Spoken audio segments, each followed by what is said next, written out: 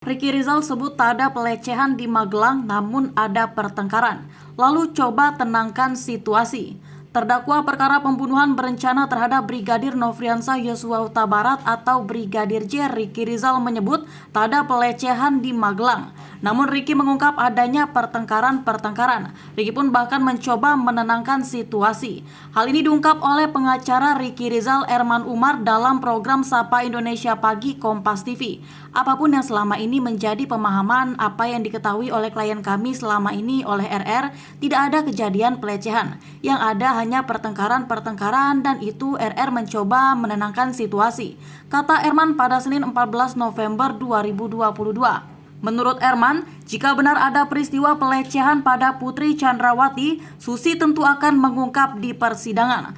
Sementara itu, pengacara Kuat Ma'ruf Irwan Irawan menyebut kliennya tak tahu soal peristiwa pelecehan di Magelang. Kuat Ma'ruf hanya melihat gerak-gerik mencurigakan dari Brigadir J.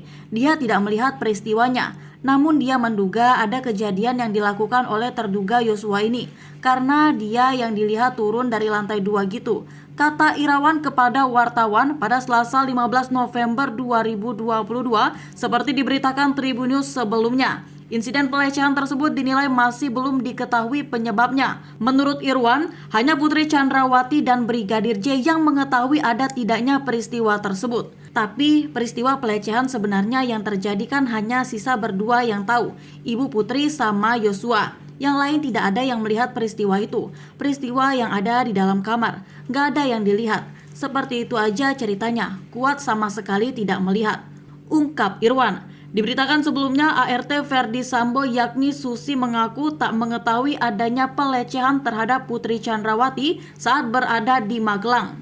Susi mengaku hanya melihat Putri dalam keadaan tergeletak di depan kamar mandi. Namun dia tak tahu peristiwa apa yang terjadi pada saat itu. Hal itu terungkap dalam sidang lanjutan pada Rabu 9 November 2022 di Pengadilan Negeri Jakarta Selatan.